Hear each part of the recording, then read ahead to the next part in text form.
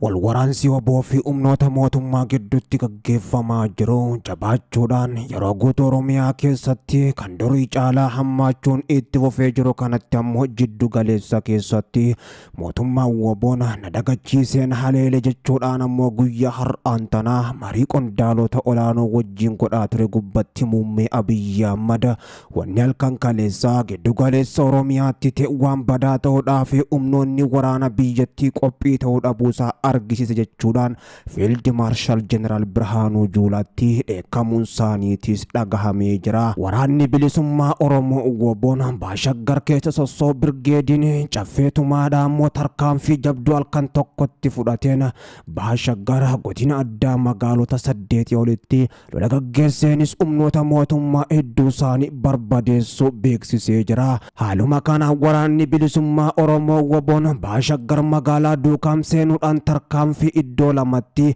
kaambii humna waraana biyyattii irratti ammoo fudhateen waraana mootummaarraa bakka lamaanittuyyu waliigalaan humnoota mootummaadhaa 287 ol barbadeessuudhaan hedduu isaanii madeessee jiraachuunis himamee jira.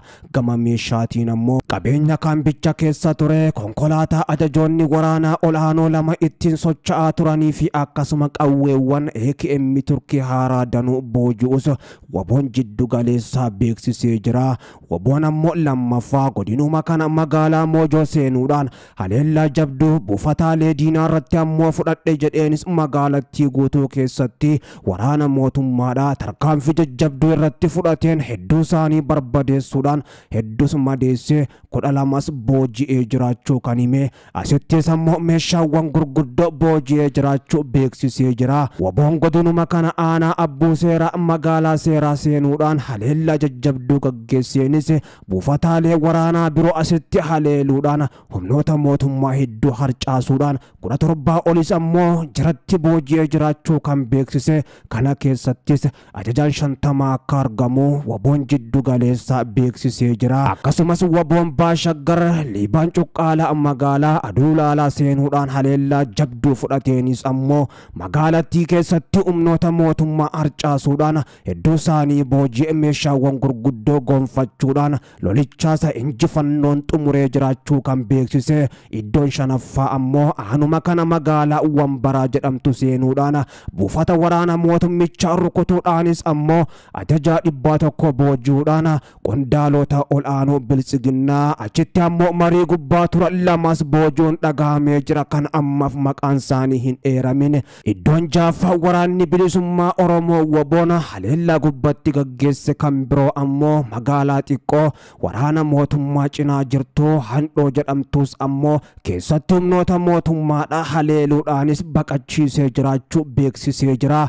Iddoon torbaffaa ammoo godinuma sana giddugalaa oomishaa kan taate magaalaa Maqee seenuudhaan haleellaa jajjabduu raawwateen kumaandara tokkos ammoo bakka irraa deebiin qabnetti ol arguudhaan hidhamtootaas hiikuudhaan ammoo qondaalota mootummaa achi jiranis baareksuudhaan halkaniin magaalaa keessaa halkan kaleessa baqachiisee jiraachuunis beekamee jira. Akkasumas achuma magaalaa Bootee jedhamtu irrattis tarkaanfii birgeedichi fudhateen diina adabbii dandammii hin qabneen adabee jiraachuu kan beeksise. Gama meeshaatiin qawwee AKM Turkii rasaasa bireenii fi AKM bombiidhaa fi akkasuma gama biraatiin ammoo dishqaa dabalatee meeshaawwan garagaraa hidhannoolee guutuu waliin ammoo dugda diinarraa hiikee jiraachuu ajajaan WBO naannichaatis beeksisanii jiru. Lola kana keessatti kan hirmaatan qondaalonni waraanaa olaanoon ta'an kan booji'amanii kaan ammoo bakka irraa deebiin qabnetti kan ergaman. Komishinarri tokkos kan Shimallis jedhamu achumatti bakka irraa deebiin qabnetti lola kana keessatti ergamee jiraachuus WBO'n giddu galeessaa beeksisee jira. Waraanni bilisummaa Oromoo WBO'n erga mootummaan tarkaanfii jajjabduu gubbattiin fudhachaa jira gara marii marsaa sadaffaatti dirqamanii akka deebi'aniif jechuudhaan dubbatee booda tarkaanfiiwwan ofirraa qolannaa fudhachaa turerraa gama deebisee haleeluutti ce'uu beeksisuudhaan kibba Oromiyaa lixaa fi akkasuma jiddu galeessattis ibidda gurguddaa qabsiisuudhaan mootummaa Abiyyi Ahmad kokkee qabee muummicha ministeeraa Abiyyi Ahmadii fi ajajaa olaanaa waraana biyyattii Field Marshal General Birhaanuu Juulaa galchaatis ammoo muddamsiisuu akkuma itti fufetti jira. Giddu galeessa keessatti lolli gaggeeffamu gaggeeffamaa jiru mootummaa bilisiginnaa kan kokkee qabee lolli kun ammoo gara marii marsaa sadaffaatti mootummicha marii Taanzaaniyaa marsaa lammaffaa dhiitee keessaa bee dirqisiisuudhaanis deebisuu mala jechuudhaan keessa beektonninis himaa jiru.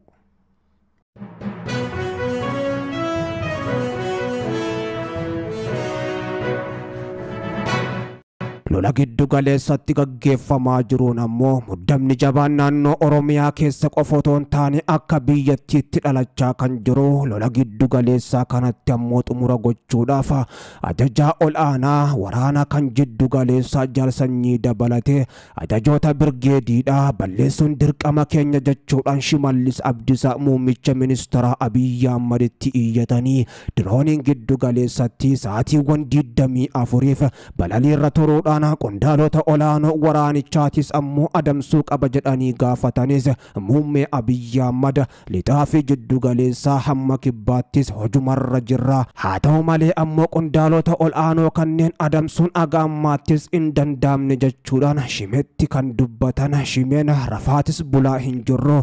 lolli giddu galeessa Oromiyaa keessattuu ammoo shaggaritti gaggeeffamaa jiru akkaan balaafamaadha. humnoota mootummaa harcaasaa jira. humna addaa Oromiyaadha raayyaa biyyattiitti makamana kumootamaan ammoo harcaasuudhaan aarsaa guddaas nu kafalchiisaa jira. humnoonni kunneen ammoo dadhabaatumas adeemaa jiran ammatti Oromiyaa keessatti waan barbaadame mara aarsaa kafallee maallaqa barbaachisus kafaluudhaan ammoo ijoollee gara waraanaatti waamuunis dirqama keenya jechuudhaan kaabinee isaatii wajjin Shimallis marii godhanii jiraachuunis Adaamatti guyyaa har'aan tanaa dhagahamee jira.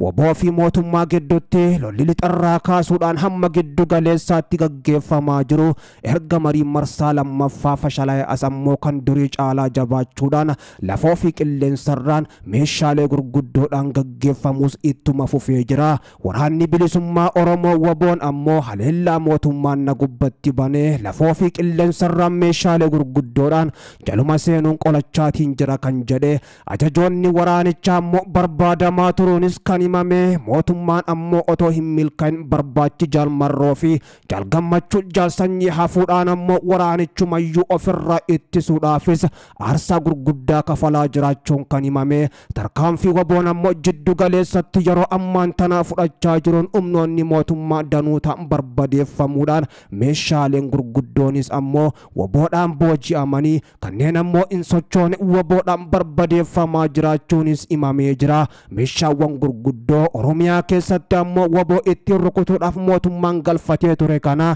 liqaa waggaa lamaa oliin Turkii dabalatee Israa'elii fi akkasuma Chaayinaarraa kan galfaman waraanni bilisummaa Oromoo waboon erga mootummaa waboo rukuteen gara marii marsaa sadaffaatti fiduuf hin jira jedhee dhaadatee ammoo deebisuudhaan haleellaa gurguddoo gubbatti raawwachaa jiruun injifannoo gurguddoo gonfachuudhaan lafoota hedduu harka mootummaarraa baasuun akkasuma buufataalee waraanaa yookaan kaambiilee humnoota mootummaa hedduus barbadeessuudhaan meeshaawwan danuus ammoo dhuunfachuu waboon beeksisaatuma jira.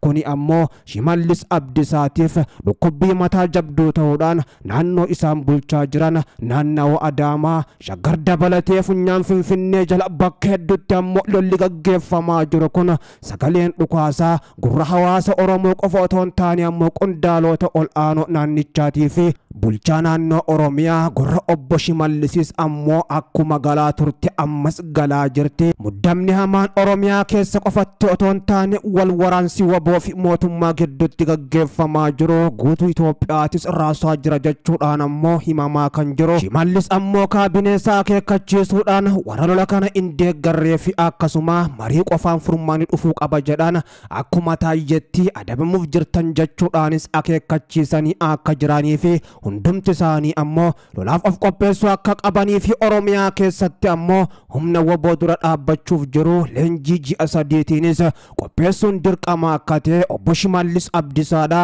marii Adaamatti gaggeessan gubbatti dubbatanii jiraachuu qondaalli mootummaa maqaan isaanii akka heeramu hin barbaanne tokkos dubbicha nuun gahaniiru.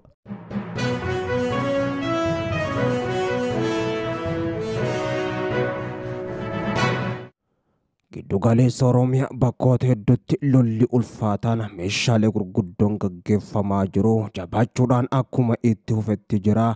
Kaaba Shaggar, kaaba lixa Shaggar, kibba lixa Shaggar akkasumas baha Shaggar keessatti meeshaalee gurguddoo akka marfii Zoo-23 BM fi kanneen kana fakkaataniin lolli ulfaataan gaggeeffamaa jira. Lola humnoota lamaan jidduutti meeshaalee gurguddoon gaggeeffamaa jiruun lubbuu namoota nagaa dabalatee horiin qonnaan bultoota hedduun ajjeefamaa jiraachuu maddeen gabaasan.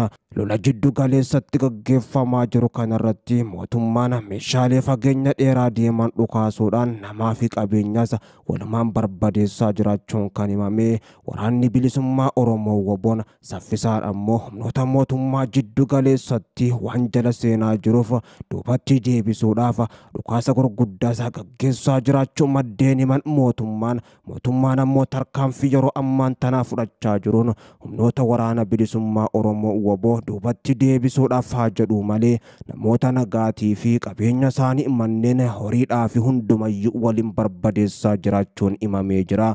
Lolli WBOdhaa fi mootummaa gidduutti gaggeeffamaa jiru kan durii caalaa jabaachuudhaan jiddu galeessa keessatti kan hammaate. Humni waraana bilisummaa Oromoo WBOdhaa fi humnoonni mootummaadhaa guyya guyyattis haleellaa wal gobbaatti raawwachaa jiraachuun kan himame. Aanota jiddu galeessaa hedduu keessatti ammoo tarkaanfii WBOn fudhachaa jiruun humnoonni mootummaa danuun akka baala mukaatti harcaafamaa jiraachuunis himamee jira. Waraanni bilisummaa Oromoo WBOn gama isaatiin ammoo tarkaanfii jiddu galeessa keessatti fudhachaa jiruun injifannoo gurguddoo gonfachaa jiraachuu kan beeksise. Haleellaa walirraan cinne gaggeessuudhaan humnoota mootummaadhaa jiddu galeessa keessaa buqqaasaa jiraachuu kan beeksise. Akkasuma kibba Oromiyaa fi lixattis tarkaanfii wal fakkaatu fudhachuudhaan humnoota mootummaa Oromiyaa keessaa baasaa jiraachuu gama isaatiin kan beeksise. Haa ta'u malee lolli guddaan ammoo meeshaalee gurguddoon gaggeeffamaa jiru kun waraanaa fi namootaas otoo addaan hin baasin namoota dabalatee qabeenya hundumayyuu Oromiyaa keessatti mancaasaa jiraachuun kan himame. WBOn ammoo gama isaatiin humna diinaa Oromiyaa keessaa buqqaasuu opereeshinii jedhus gaggeessaa jiraachuu kan beeksise. Mootummaan ammoo gama isaatiin humna riphee lolaa waraana bilisummaa Oromoo WBO duubatti deebisu maqaa isa jedhuun ammoo meeshaalee gurguddoo fayyadamuudhaan ummataa fi qabeenya isaanii walumaan qabe barbadeessaa jiraachuu maddeenis gabaasaniiru.